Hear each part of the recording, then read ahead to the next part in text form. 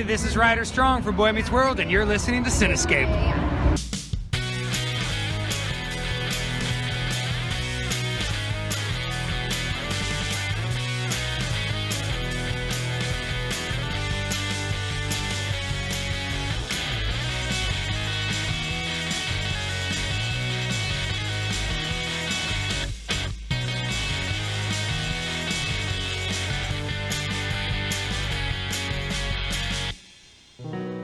Welcome to the Cinescape Podcast, where we're changing the landscape of movie and TV news and reviews.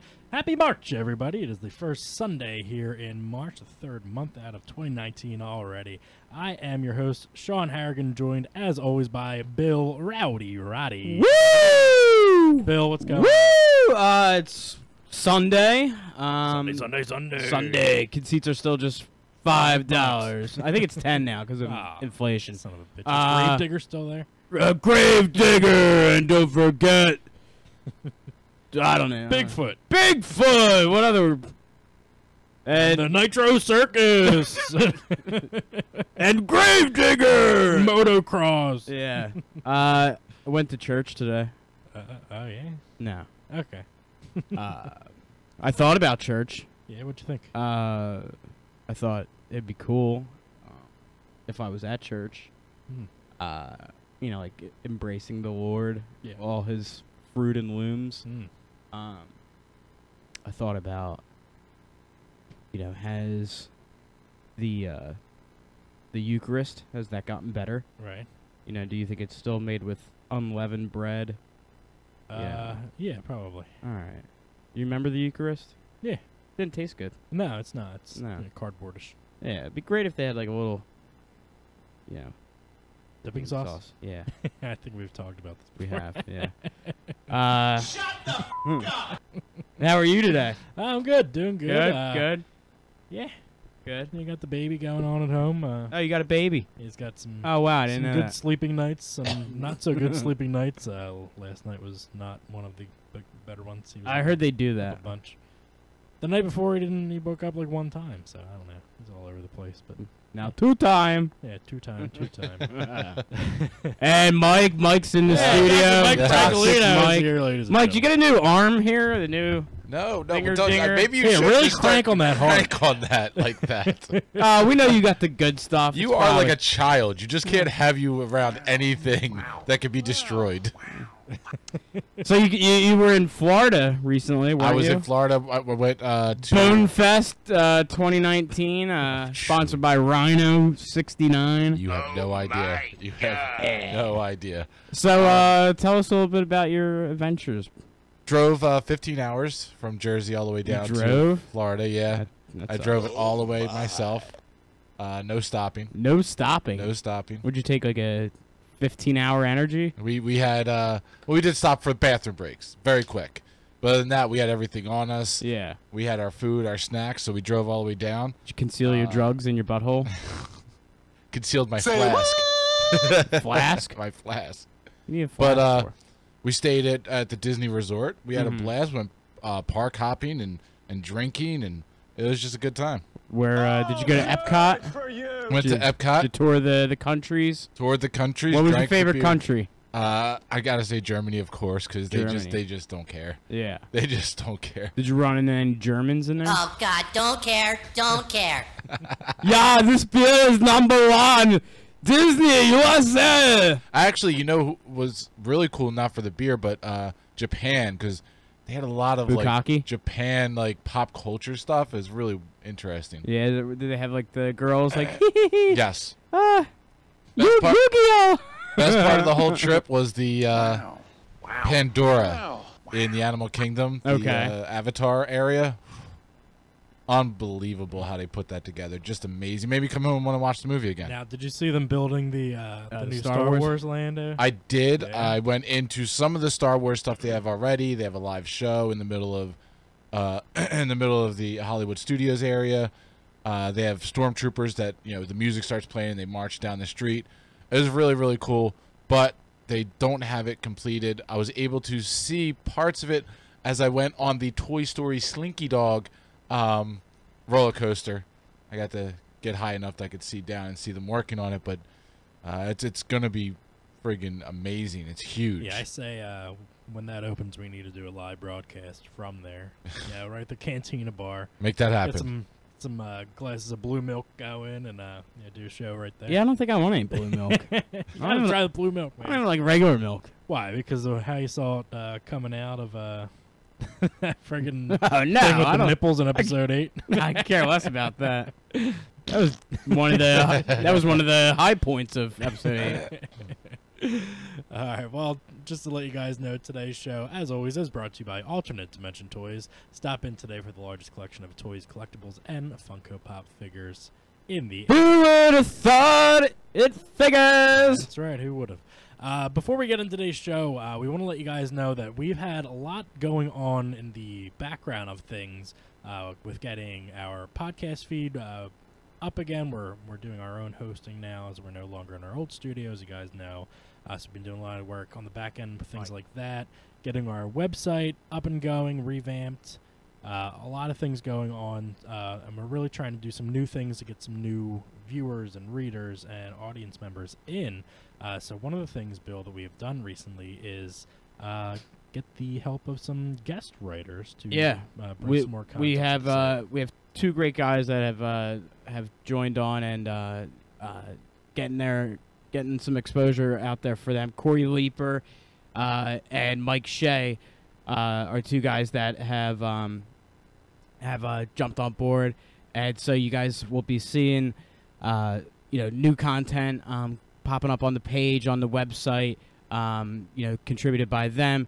They're two great guys, that have, interest in cool things like Game of Thrones, Marvel, a lot of the other, nerd stuff that we kind of gush on and stuff. And so, it's just another layer that we're peeling back on the Cinescape, and, giving some other people, an opportunity to show what they got out there. Absolutely. So, if anybody else that is listening right now, if you have some writing chops and you're interested in getting some exposure, getting your work out there on a platform, hit us up. Go to our website. Sean put together a little questionnaire that we would ask you to fill out, and just resubmit that to us so we can just review it and get to know you, and we will reach out to you in that process. So like I said, anybody listening, just follow the website and you'll see the information on there. Absolutely, yeah. Mike Shea up on the website now. He has a nice write-up from the Oscars from last weekend. Some of the highs and lows in betweens of that. Corey has a nice piece up on mental health portrayals in media, film, TV, broadcast media. So we're definitely excited to have both of those guys on, to bring new content, new readers, and stuff to you guys out there. And we're definitely looking to add more to our staff. So yeah, and like Bill said, get a hold of us, fill out that questionnaire, and we'll give you a try out and see how you do.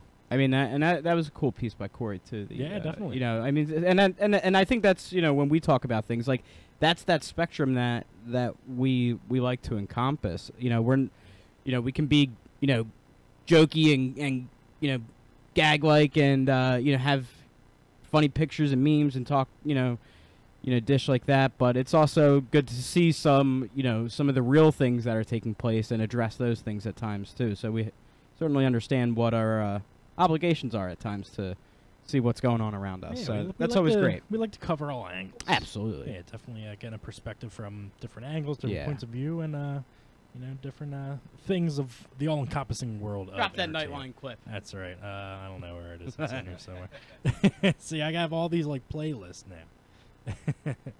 Hold on, give me 1 second. It's okay. I'll set you up here. There we go. Yes. Cinescape News, nightly news. Tune in at 10 o'clock to see what schools are closing tomorrow for the snow. Yeah, we're getting some snow tonight. Cinescape on Channel 9. Yeah, I know it's gonna be just hell. Well, you see, you're more South Jersey here, Mike. So according to the Doppler that I was looking at earlier, Megadops. You were on the cusp of getting more of the I know the 8 inches, the girthiness. Sean. I love the girth. Sean and I, we're 4 to 6. We're a good 3 to 4. Growers, not showers. Yeah, we're good 3. We're a good 3 to 4 minutes. Mike's getting a good Good Rhino 69 in there. I'm just gonna sit home and take those pills by myself in the snow. Go out there and measure it. Well, you know, I sent you that picture the one day, right, of the ones that I found at that store. Yes. And you know, after I left, like I didn't think anything of it in the middle of it, but I was thinking like, I wonder if the cashier, you know, like afterwards, like looked and you know inspected what I just took a picture of, and you know, I wonder if he has any kind of formulated judgment of me now that I took pictures of some kind of dick pills, you know, that were by the door. So you know, absolutely, that's only going to just add to my stigma in this the community, in this store. Oh. Because you know I've already every time you go in, you're getting funny looks from the clerk. well, I already got funny looks because a situation. Funny looking. No, it was a situation last time I was in there with Joe Beal, pants and off. somehow it got turned into that I'm a gay man and Joe is my lover. Oh. I could see that. And I Joe, could definitely see Joe that. being an asshole like he is, went along with it and made me look even worse by. He's like, why are you getting mad at me? Like, he was, like, going along with it. The clerk said something. Joe backs it up and just goes along with it and lays it on even more. And I'm like, great. Oh, Billy. I'm like, we walk out. I'm like, dude, you know, I can't, like, these guys now, every time I come back here, are going to think you're my boyfriend. And, you know, I'm the bitch in the relationship, you know? And, This is going. This is so the best story of the whole show. I told Sam, I was like, you got to go back in now into the store with me so they could see that you're my wife. And, you know, not that there's anything wrong with that. You just want to make sure everybody knows. Just want to make sure everyone knows, okay? All right, so you know. Straight, don't need dick pills. Open to trying them. Nobody needs them. Nobody It's needs them. extracurricular. Yeah, it's performance-enhancing drugs. I mean, I'm not saying, you know, hey, like, I want to go a couple rounds Holyfield style. Okay, maybe I'll pop one. I'll try it. See what it does. All right, well, we're They gonna give you a boner for 4 hours. After this show, I'll have to tell you another story, though. All right. We'll say that for the On Cinescape coming up afterwards. All right, well, let's All get right. into the actual show today. Yeah. With our TV Buzz League. We're going to highlight some of the biggest things from the world of the TVs. Bill, go ahead and start off first. All right. Well, everyone's favorite little monsters are getting a new animated series as Gremlins is set to be given an animated series that is set to be a prequel to the original '84 film by Joe Dante. According to Variety, the potential series is said to be a period piece that would follow Mr. Wing, the Chinese grandfather played in the films by Kie Luke, and as a young man as he goes Who? Jesus. Huh? Who is it by? Kie Luke. Kie Luke. As a young man, as he goes on adventures with his friend Mogwai Gizmo. The series will be produced by Warner Brothers Television and Amblin Television. And Amblin Ambien Television. Roseanne's a part of it. Will be released on Warner Media streaming service. Both Warner Brothers and Amblin produce the films on which the show will be based. Potential prequel here. Sounds like it's still in the works. This could be interesting. Yeah, I don't know. I'm not really like. Should we? I'm not hankering for like Gremlins. Like, I'm not hankering for an animated series of Gremlins. Like, yeah, I want live action. our mutual friend of ours, I did have our anything. buddy Tom. I was hanging out with Tom the other day, and he's a couple times recently that I've seen him. He's mentioned that he would love to see a reboot of Gremlins proper. I don't think that's just of where that falls in like the pantheon of like untouchable movies, you know, cult movies. Yeah, that's something that I don't want to see touched. I mean, like with Back to the Future, like stuff like that, Yeah. I don't want to see touched. Yeah, there could be an audience for that, which is fine. There will always be the originals, no matter if they remake it or not. But yeah, this is just one that I don't want to see redone. Now, if they're going to continue the franchise in some kind of way, I guess this is all right to do. It's just not something that I'm particularly interested in. Toxic Mike, what are your thoughts about an animated prequel series of the Gremlins? It's kind of what you said. Nobody was asking for this. No, definitely not. It could be good, but like, I'm okay with it not being there. It's not like we were all Yeah. like really hankering for this. This is Right. something that we need in our lives. Like I saw a post the other day because they did Fuller House. I've seen, and it's been a few times, Married with Grandchildren. Now that I want. That I could get behind. That I want. That I'm like, yes, do this. Like, why isn't this happening? And you know what? It's because the kids of the show, Bud Bundy, help me out. Applegate. Yeah. Yeah, what's her? Oh, Kelly? Kelly. Like those kids, like they weren't perfect kids. You know, they both had their defects, and Well, family was trash. Right, exactly. So right. So the fact that like to do them now as parents, like I'd be fine with, because it's still it's going to be some dysfunctional shit that I would watch because I know it's going to be somewhat hilarious. Mm-hmm. And I guess I'm trying to think of a way to compare it, like giving us gremlins that nobody asked for. It's like if I came to your house and gave you a lifetime supply of mashed potatoes. Like nobody was asking for it, but like, okay, I guess I could live off of potatoes. It's a lot of fucking potatoes. Like, I'm real big on the mashed. Oh, Jesus. I just found, if anybody wants to contribute to the Cinescape, mashed potatoes. Just show up at one of their live events with a big bowl of mashed potatoes. I get a FedEx box come to my house, and I give it a little shake, and I just hear mushiness. Make sure it's not instant mashed potatoes. Like, don't give me that garbage. But I mean, I'll take like the Jimmy Dean pre-made stuff. Oh, you want quality. Well, I mean, if I want quality, I'll get like real mashed potatoes. He wants homemade. Yeah, I do. So he wants your sweat and tears. I want to watch you peel the potatoes in front of me first. See you work for it. But yeah, nobody's asking for it, so I don't even really have an opinion on it. Do you think it's going to be like very child friendly, or is it going to be in the vein of the original films, like more of a dark? I'm curious comedy? as to even if the show actually hits like Warner streaming service. If you ever actually see I mean, this is according to the article, I mean it's going to be released on Warner's streaming service, which I didn't have any clue about. I didn't know they were making one. Exactly. Everybody's doing it. This sounds like it's something that's slated to be something for something that isn't there. So I honestly don't take too much stock in it at the moment, and I'm like, I think we're on the same page.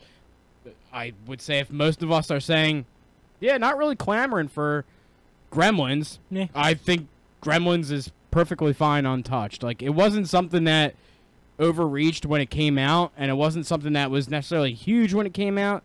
It's still not huge. I mean, I think everybody's got, maybe had a gizmo at some point, a little figurine or something. And, hey, yeah, you went through your Gremlins phase, but I named a cat Gizmo. Here's what I would like. If it doesn't in the vein of, and I'm reaching with this. Vain. Probably think the song is about you. You're so vain. What was the cartoon with the WB kids? The WB. I was gonna keep singing. Kids. The What WB. kids? The WB, the Animaniacs. Animaniacs. If it's like in the vein of Animaniacs or something like Rick and Morty, I'm talking about like tongue in cheek, Yeah. and like over the topness with it. Like if you do something, but Gremlins is like the face of it. Right. Kinda. Yeah, I got it. So that's where it's going to find its audience. It has to be like a Family Guy, Animaniacs. It's got to be tongue in cheek. It's Well, got when to you take think itself of seriously. Gremlins 2, and I referenced the Key and Peele skit. Yeah. Like, you mean you want a gremlin that fights the Hulk? Shit like that. I think it needs to be just kind of like off the wall, where you have like these different character gremlins and they all kind of do something. That would be funny in my book. Yeah. But once again, not really. Don't really have high expectations. Yeah, I guess for Gremlins, let alone for this production to actually get started. I mean, it sounds like. Yeah, I think the only way that I would actually check it out is if I knew it weren't going to be something that you would see on like Nickelodeon or even Cartoon Network, maybe a little more mature than that. I mean, I don't need to see them cursing or being extremely violent or anything like that, but it has to be just more geared towards somebody of our age group, our demographic. I think Exactly. I think we've given Gremlins enough time here. I agree. Why don't Let's you take move next? on, Bill. We're going to go over to Netflix as the horror anthology series The Haunting of Hill House has scored a second installment, which has been given an official title and synopsis. The Haunting of Bly Manor, which will drop in 2020, is described as thus. Bly Mansion is the setting for the Henry James psychological gothic horror novella The Turn of the Screw, which takes place almost entirely at the old country mansion. It is there where two young orphans are looked after by a young governess and by whom most of the story is narrated by. Bill, did you watch any of season 1 of The Haunting? Watched the whole at thing. Hill House? Yeah, we talked about it a little bit. Yeah, we did. We went through it on one of our past shows. Loved the show. It was very good. An awesome thriller to watch, start to finish. Just the perfect amount of The actual scariness. horror Yeah, part. like the actual horror. Yeah. It was like the perfect. Like it wasn't. It was too, the backdrop. Yeah, it wasn't too unsettling. Wasn't too anxious. Like a lot of it was like just really quick stuff that just kind of took you back a little bit, and then you went back into the story. So it was very, very well balanced. I enjoyed it thoroughly. I'm looking forward to the next part coming out next year. Yeah, I think having this as an anthology series like American Horror Story or any of those shows, It's pretty cool that way. I like it. A lot of people were on the interwebs. Were kind of talking shit. Talking shit. You know what I mean? They were talking smack. Oh yeah, who are these people? They were throwing shade. Throwing shade or tossing shade. I've been doing my best since I have teenage children at home. I've been doing my best to get down with it. Acumen myself into the vernacular. Well, you just got to go on Reddit. All the kids are on Reddit, so I'm sure you can probably figure it out. I've been from Reddit. throwing out the modern jib jab. Like I what? just signed up for Reddit. Like throwing shade. Yeah. Keeping it 100. You on or fleek? Low key. They don't say on fleek anymore. No fleek. They don't say that anymore? Nah, it's out. Shit. Believe me. Damn. I know. There's a couple more that I forget off the top of my head what they are, but you have to bring them into the next show. I'll write them down on an actual piece of paper and bring them in. But I've been doing my best. Maybe that should be like a new thing that we do with the show is you learn a new teenage appropriate word and you put it into the show notes consistently, and we have to figure out what the word of I feel like it's kind of like this is definitely a regional thing for where we live, but Preston and Steve, whenever they have Jim Jackson, the voice commentator from the Flyers games, whenever they get him on the show, they always give him a challenge of inserting a specific word into their broadcasts. Different goofy shit. I forget. Like one of them was they made him say kerfuffle. Yeah. So I think there's like a fight or like a brouhaha going on at one point, and it's turning into a kerfuffle, and he just tries to like sneak little words in there here and there without anybody really noticing it. So maybe I'll learn a new. What are they now? They're not even millennials. What are they? Gen Z? Is that what they are? I'll learn a new Gen Z word or phraseology and try to slip it in somewhere. Yeah, I don't know. We'll see if we can pick it up. They're cross-gendered, alt-right, left-wing, triracial, pansexual. Like, is it gonna get to the point where like it's so ridiculous that like you're gonna be sitting around like at a table like drinking beers 5 years from now, man, I really wouldn't mind just hanging out with like a regular bisexual right now. Is that too much to ask for? I mean, I just met this person who was named Kapla. They were apparently a triracial Klingon from New Zealand who is a socialist who doesn't identify with their actual age. I don't know, just saying I'd give anything right now to just be close to like a normal, transsexual or hey, just give me I don't even care. I'll just take a black person or a Jewish person at this point. I don't care. I don't even care. Just give me something like Oh, wow. That's talk for another time. Yeah, well, I don't even know where to go with that, to be honest. Yeah, how about to the next story? Legendary Entertainment is hoping to muscle in on the fantasy franchise realm with its own adaptation of Oz, which is currently being developed as a television series. According to Variety, it will examine stories and characters in Oz that haven't been previously explored. Series novelist wrote 14 books set within the Oz universe in which material can be pulled from. Wow, I didn't even know there was that much content. I didn't either before finding this news snippet here. It sounds actually pretty interesting. If you have such an expansive world, like any of the Middle Earth stuff or Game of Thrones stuff, or something that you have such a rich backstory.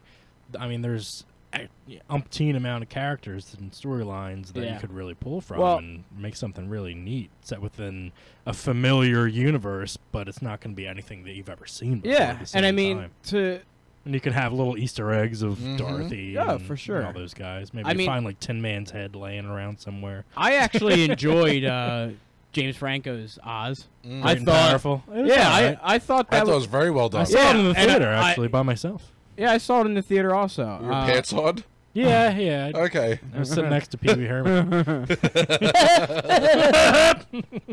Hello, Sean! I thought it was well done. I liked the movie. I thought visually it was also very stunning. Did you ever see Return to Oz? Yes. Yeah. That's a little strange. But that's where I hope that this goes. That's where I really think that they could go in that kind of a direction. Take a little darker, a little weirder. Well, and I mean, even the original movie has its dark moments. Oh, it does, yeah. But I mean, and you get to balance that too. You have that light and dark. So 3 guys, 1 girl. I got you. Mm-hmm. 3 girls, 1 guy. Yeah, everything. So I guess as we hear more about what the potential backdrop for this series could be, or even keep you guys posted. Yeah, where it's going to land in terms of the station. We'll find out more and keep you guys up to date. Maybe on the WB. Could be. You never can tell. Yeah. All right, moving along. I pushed that button. Why is it not playing? Come on. There we go. Maybe because you touched yourself. Okay. Tasted more. It's the upcoming Disney Plus streaming service has made another announcement regarding content, as a new series featuring classic Disney villains is currently in the works. Titled Book of Enchantment, the series is based on the novel series by author Serena Valentino. No word regarding what characters will be included has been made available as of yet. But Bill, in looking at some of the different news stories online about this from different sources, it seems like they're going to go in the direction of the classic Disney villains. It could be Ursula from Little Mermaid, or the stepmother from Cinderella, or whatever, or what's her face, Maleficent from Sleeping Beauty, or any of these different villains. Cruella de Vil could be in there, who knows. Bob Hope. Bob Hope's gonna be in there. Bob Hoskins is coming back from the grave. He's gonna be in there too. Rip Taylor's gonna be there. Rip Taylor. Just every time that we hear something new about Disney Plus and the different content that they're gonna have on there available, it is just pushing me more and more into wanting to subscribe when it becomes available. Bill, I know that you're not keen on making that move, but what is it slowly chipping away at your apprehensiveness? I just really don't know what is all going to be included. I mean, right now, all the Marvel shows, the Vision and Scarlet Witch, and Loki, and Bucky and Falcon. And then you're going to have The Mandalorian from Star Wars. Apparently there's an Obi-Wan series coming. All the Marvel movies, all the Disney movies will be on there. Plenty more original content. And now this Disney villains. What else do you want, Bill? What else do you want? You need Mickey Mouse to come knock on your door and give you a handy? Whoa. It wouldn't be so bad. Sign up for Disney Plus. I'm skeptical right now. I mean, it's a new service, so it's not so much the content. You know what else was a new service back in the day? The mail. And we all use that every day. Get it? Check in the mail? Mm-hmm. Yes, check sir, is the in the check mail. is in the mail. I mean... No, I don't know what you mean. Explain. Do you want it or not, Bill? You gonna sign up?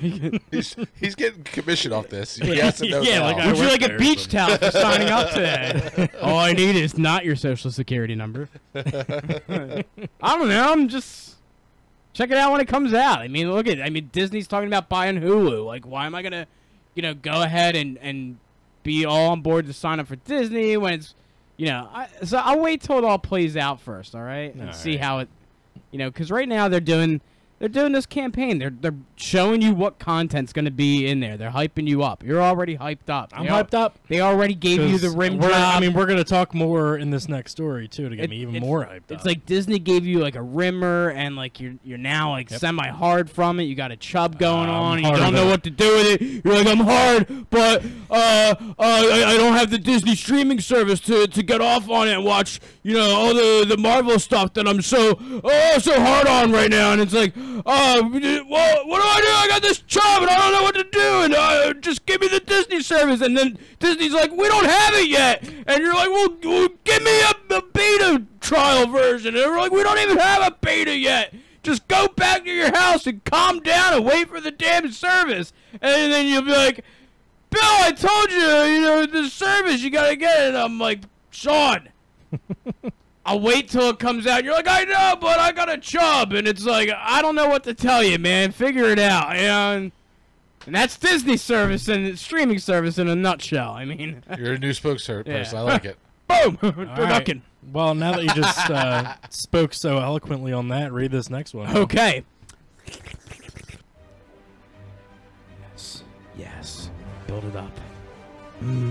Marvel Studios president Kevin Feige recently commented on the upcoming Marvel series coming to Disney Plus. Oh my god. Saying these will be Marvel Studio productions. They will be entirely interwoven with a mesh with the current MCU, the past MCU, and the future of MCU. Sometimes it will take place as Captain Marvel did in a time before current events. Sometimes it will take place during what I will say, whatever happens in those. I think you. I just copied and pasted. Yeah. Man. They did. It was them. Yeah, so those people. It's like messed up here. What I will say, whatever happens in those shows and with those characters that have been in the films, they will undergo transformations. Not Loki necessarily, but will undergo transformations in their series, and those will be reflected in their next film appearances because we've been developing some long-form narrative stories for Disney Plus at the exact same time that we've been developing a post-Avengers Endgame MCU. We've been able to do something we've never done before, which is interweave them from start to finish. Yeah. So you got superheroes, huh? So more Disney Plus. All this shit's gonna be MCU. Well, I guess I gotta sign up now for Disney service. I mean, or else I'm gonna just be left with a boner. You know, I can't do anything with. Now, this is good news in the sense that it's really going to help to make everything more cohesive in terms of the interconnectivity between, you know, the movies and the TV shows. We know that Agents of S.H.I.E.L.D., how it does tie into the overall universe. I mean, there's really not any reciprocity between the two. The movies aren't referencing the show. All the former Netflix series, very, very loose connection to the overall MCU, you know, different tidbits here and there, but other than that, you know, you're never going to see those characters on the big screen, anything like that. But now with these shows, you know, whether it's the Loki show, the Scarlet Witch and Vision, whatever it's going to be, you know, those are going to matter in the overall scheme of things. You know, it could be in the past, present, or future, wherever they're going to place these chronologically. Really cool to see the actual actors coming back to do, you know, these limited series, and I'm excited to see, you know, what they're going to be and how they're going to propel the overall universe. Anything else to add to that? No, I think it'll just be cool. You know, if they're going to be developing this, you know, woven universe of TV and film. You know, I think that kind of expands the room of, you know, not only getting to see characters, you know, just be used more interchangeably, but I think this will kind of take away a little bit of, you know, when like we review like a Marvel movie and, you know, we talk about, you know, why did they go with this direction? You know, I think it'll add more flexibility, you know, when you see like one of your favorite characters and, you know, oh, I wish they would have, you know, done this a little bit more darker or something like that. Well, maybe, you know, in a movie they're a little bit more poppy and appealing because it's mass audience, but, you know, maybe then on a give more TV development. scale. Yeah, so we could see some layers like that sense. I mean that would be what I'm looking forward to. Absolutely. I'm not looking forward to signing up for another streaming service that I have to pay for. It's gonna have to happen then. Well, we'll get it, I'm sure it's just it's gonna become included in like other services. So I'm sure I'll be able to get it on Comcast or some shit like that. Well, I mean, our brand is about to really take off, so maybe we can get like a special business account or something. Something like that. All right, well, that's going to do it for our TV Buzz segment. We are now going to flip our script and focus on the world of the films, the movies, the moving pictures. Right off the bat here, I alluded to this a little bit ago when we talked about our new guest writers for the website, but with the Oscars taking place last week, we're going to play some music here. The 91st Academy Awards ceremony took place last Sunday night without a host. Notable winners include Green Book for Best Picture, Alfonso Cuarón for Best Director for Roma, Rami Malek won Best Actor for his depiction of Freddie Mercury in Bohemian Rhapsody, and Olivia Colman won Best Actress for her role in The Favorite. Other notables include Spider-Man Into the Spider-Verse taking home the Best Animated Film trophy, while Black Panther took home 3 awards for Best Original Music Score, Best Costume Design, and Best Production Design. Bill, so we finally have some superhero movies, A, nominated in multiple categories, and B, actually taking some of these trophies home. Talk about how you think the superhero movies in general are going to fare at these major award shows moving forward. I think this year was especially different, unique, and I don't think you're going to see that happen every year. I don't think it's going to be. You're not going to see a Marvel movie in the Academy every year. You know, when you go back to our last show, was it? I believe it was our last show, or maybe the one before that, when we were talking about the Black Panther didn't deserve to get nominated for Best Picture.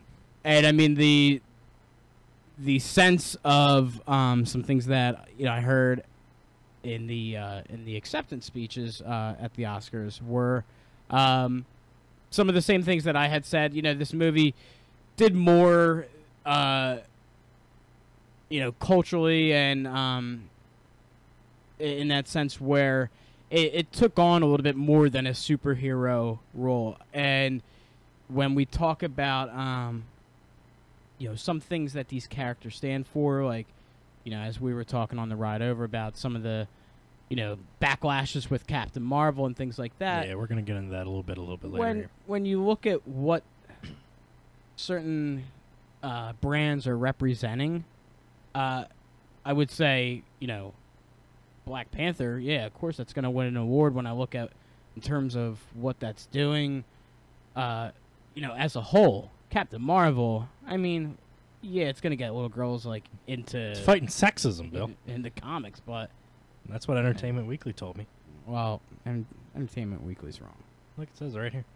I mean, I don't know. Fighting aliens and sexism. I don't even know what... Go Brie Larson. I don't know what that means. Well, we'll talk about it a little bit later. Yeah. Bill, we're going to jump down. We are going to skip through a couple of our stories here because we are getting a little lower on time. We want to get through a bunch of these. I'm going to read this next one here about the Aquaman, Bill. Aquaman? Mike's getting ready to get it queued up here. After breaking the $1 billion club at the worldwide box office, Aquaman has officially been given a sequel with a release date of December 16th, 2022. Despite the film's success, the sequel's release will come 4 years after the release of the first film.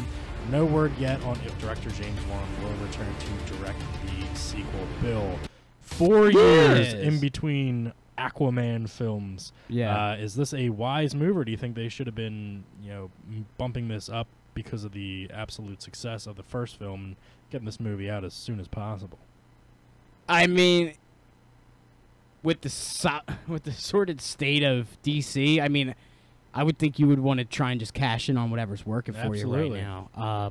So I mean, to put it out there that long, I mean, I would imagine Momoa's going to be in the movie. Oh, sure. I mean, as part of contracts. But It's a long time. I mean, I would say, you know, even as an actor playing a character, like you want to stay fresh with it. Yeah. You know, you don't want to. I mean, it's nice to know, like, you know, in the MCU, like, okay, yeah, you know, you're gonna do a movie every few years in that sense, but you know, like, you know what the end game is. Like that. I get it. But with Aquaman, you know, he's obviously proven to be the most successful part of Because the that's whole what DC. the Avengers movie's called. Yeah, you got Avengers that now. Endgame. Yeah, you got that Yeah. now. I get it. I get it. Yeah, Aquaman. Yeah, I mean, you should be cashing in on that shit right now. Way too long in between movies. I mean, at this point, like, the best thing would just be put Aquaman and Wonder Woman in a fucking movie and put them in boom. a porno. Still a I'd movie. I'd watch either one. Would you go to a theater and sit in a whole audience with other people and watch that together, like in a communal aspect? I don't know if I could watch porn with other people. Mike. I could. I mean, I don't know what your habits All are. right, new poll. Can you watch porn with other people? I have 3D porn. 3D porn. Well, we did that too. Yeah, we did watch porn. VR porn. I mean, nothing like sexual went on, but Nah. we were trying out the VR for the. PSVR. I have a VR headset. And I mean, He's done. He does it. and I mean, we all watch Probably doing porn, it but before you we know, got there's here. that VR porn channel on Pornhub. You like scroll down to like virtual. Yeah, you're not telling him. You're like, why does it look like a fisheye? How do I see the regular? You know, and you got to put the thing over your head. You know. I know. You got a Geordie LaForge. I know. Hey! All right, we'll say that for Cinescape. Bill, read our last story here. Hulk Hogan? Yeah. Yeah. The new biopic featuring the story of Terry Hulk Hogan Bollea, in case you didn't know that was his real name, is on the way with Thor actor Chris Hemsworth, stud, set to portray the iconic Hulkamaniac. Per The Hollywood Reporter, the film will focus on Hogan's rise and is described as an origin story for the Hulkster and Hulkamania. Todd Phillips is set to direct and co-produce the film along with Hemsworth, Bradley Cooper, Michael Sugar, and former wrestling promoter Eric Bischoff. This sounds absolutely Bischoff. amazing. I feel like I gotta let this whole song play. Fight for your right! Like, I just want to walk around with, like, Roman candles, like, shooting them off. I almost did the NWO music, but then decided, You gotta do the original. So, I mean, it's gonna be interesting to see.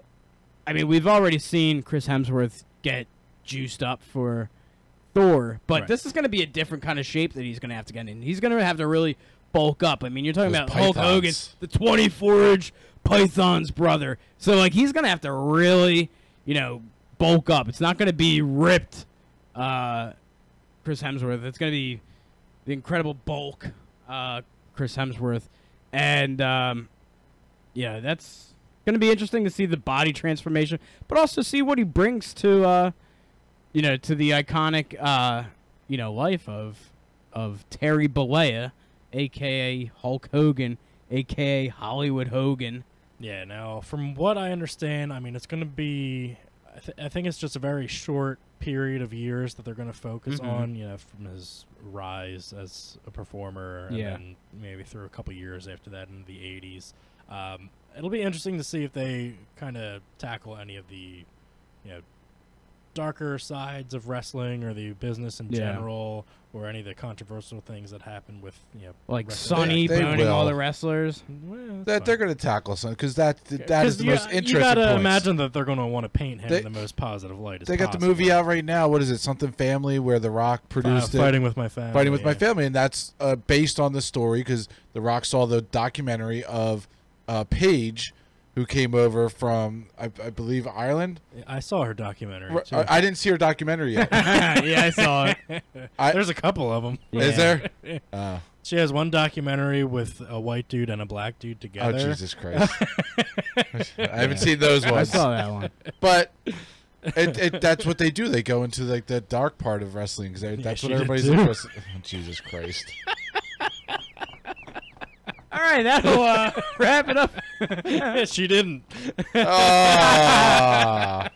Well, that'll Oh, you really keep these zingers coming, huh? Oh my God. That's what she said. Wow. We need that sound. I don't know what it's called, but we gotta find it. Type in pew, pew, pew. How do you spell that? You know that sound clip that you always hear like on the hip hop stage? It's like, coming up next on 105.9. You know, like it's exclusive. We need that. It's the same one all those game streamers play when somebody subscribes or donates, yes. Well, Screechy to halt. Please donate to my page. all right. Well, while we still have some time, Bill, I do want to talk Captain Marvel. I want to rifle through these strange stories because this is like my favorite segment of the whole show. Go ahead and read the first one. Though many Game of Thrones fans are excited for its upcoming Season 8 premiere, Cookie fans can also get excited about the newly announced Game of Thrones-inspired Oreo cookies. Oh. Oreo's Instagram showed a cryptic short video for the new cookies, which will be released before Game of Thrones' April 14th release. Yum. Ben Affleck may not be Batman anymore, but another actor thinks they can fit into his codpiece as Joey Lawrence. Yes, Joey Lawrence took to Instagram to campaign for the role. Per Lawrence's post, it's time that DC Comics and Warner Brothers Entertainment take a chance. Go for something outside the box like Marvel did with casting Chris Pratt as Star-Lord in Guardians of the Galaxy. I'm ready to save Gotham. Batman, here I come. Lawrence also got over 300 signatures on an online petition that he created for the movement as well. One Star Trek fan has boldly gone where no other has gone before by turning their basement into the Starship Enterprise. Oh. Canadian Trekkie Line Rainville, yes, the name is Line Rainville, spent $30,000 converting his subterranean abode into a near-perfect replica of the Enterprise, proving that Star Trek nerds never truly leave their basements. And finally, following the non-surprising cancellations of both Jessica Jones and The Punisher from Netflix, rapper Eminem took to social media to voice his displeasure over The Punisher's fate. In a tweet saying, "Dear Netflix, regarding your cancellation of The Punisher, you are blowing it. Sincerely, Marshall." Eminem wrote in all caps on Twitter as well. Why didn't he like rap it out? Like, dear Netflix, regarding the cancellation of the Punished Nation. Old. Exclamations. Nation of domination. Yeah. And that's gonna One do it, shot. Bill, for our strange Gonna story. talk forever, but time is never, now and never, business before pleasure. All right. MC Tazi over here. P. Diddy and the fam, who you know do it better. Oh, Jesus. Well, Bill, while we do Bow have wow, Bill. a couple of moments that we're not going to waste. Okay. Captain Marvel's coming out next week. We're actually going to see it tomorrow at a press screening. So we'll have our review for you guys up next weekend. Actually, whenever I'm allowed to post it on, I believe the embargo is lifted already, so I can put that post up as soon as I get home. Yeah. But you know, this movie has really come under fire, both for the movie and everything going on with film aggregator site Rotten Tomatoes. So we're gonna quickly go over the crux of everything in the background, and then just give our views on it heading into tomorrow's screening. So we know that, you know, she's come under fire for a lot of the past comments that she made for things like feminism, sexism, stuff like that. So what her initial comment was, says, "About a year ago, I started paying attention to what my press days look like and the critics reviewing movies, and noticed it appeared to be overwhelmingly white male." Now, a lot of online people are taking that to mean that she doesn't want white males, you know, at these press functions or going to see the movie or anything like that. She also made a clarifying statement saying, "What I'm looking for is to bring more seats to the table. No one is getting their chair taken away. There's not less seats at the table, there's just more seats at the table." So understanding what she actually did say and what she didn't say and what she meant by it, you know, do you feel any kind of way about any of the comments she's made, or what it seems to be, you know, described as an agenda by, you know, people on differing sides of things, you know, forcing different ideals into these movies?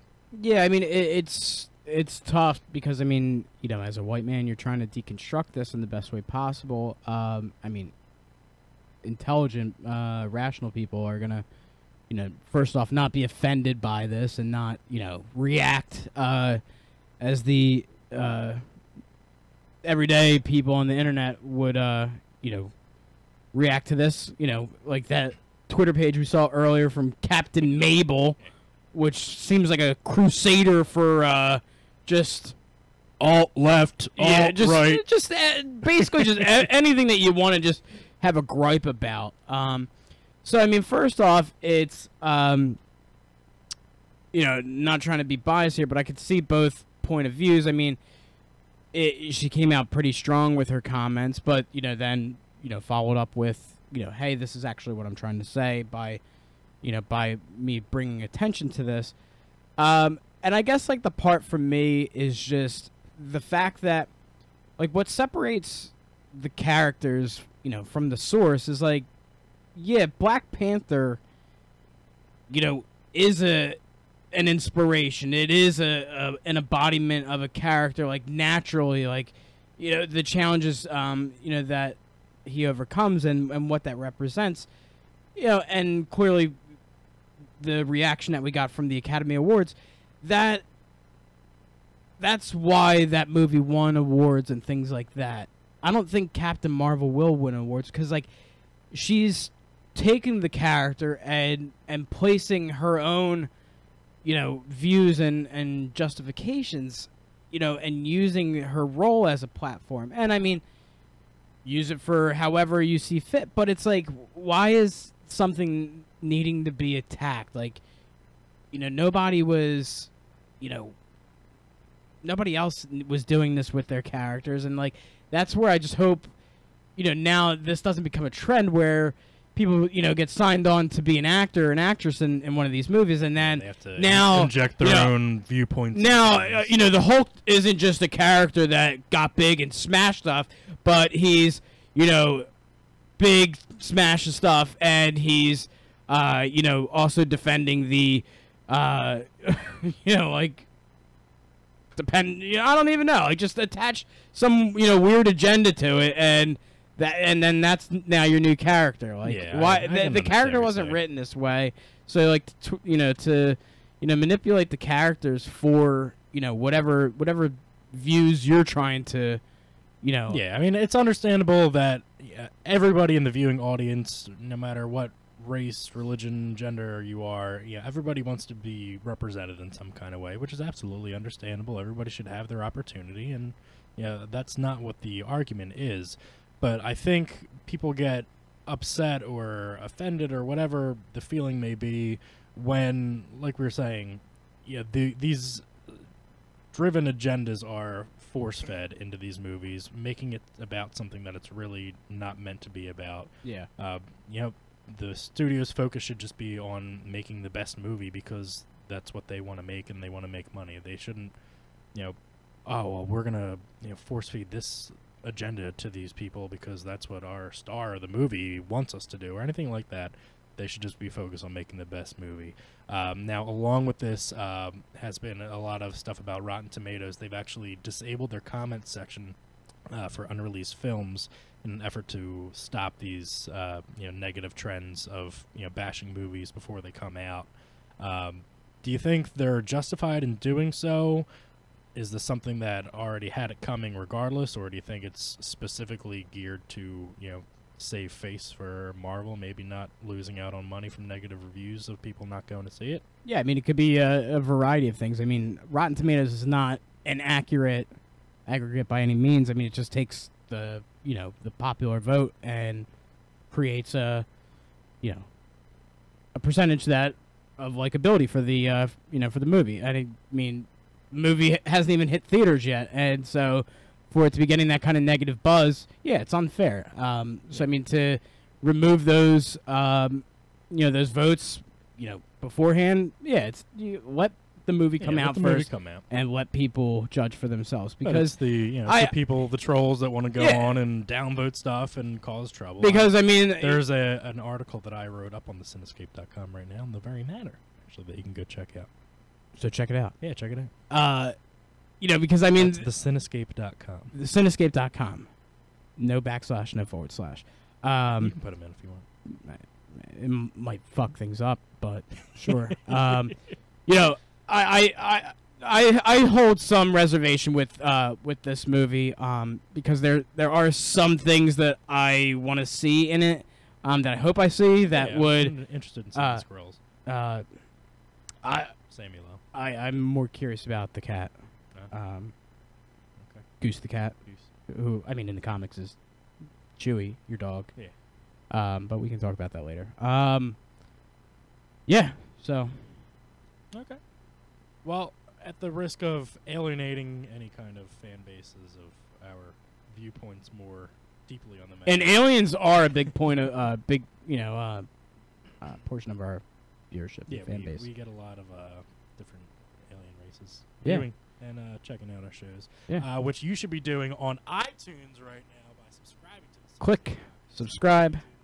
Like I said, we did get a brand new feed. We're hosting our own stuff, so make sure you go onto our brand new feed and resubscribe there. If you want to be awesome, you can even leave us some ratings and reviews. We really appreciate it, and we will even give you something nice for free. Are these nipple clamps? We're also on Spotify, YouTube. Find us there. All the different links to our various outlets are up on our website right now over at thecinescape.com. Make sure you go on, check out our new events calendar with different movie releases, convention dates, all sorts of great stuff. Our broadcast schedules, things like that. All our movie releases, all of our blog pieces, everything is up there. Go check it out. I think you'll love working with that. And that is going to do it for our show today. For myself, Sean Harrigan, for Bill. Yeah. Oh, Billy. Right now. Ah! And we talked about Frank Lino, even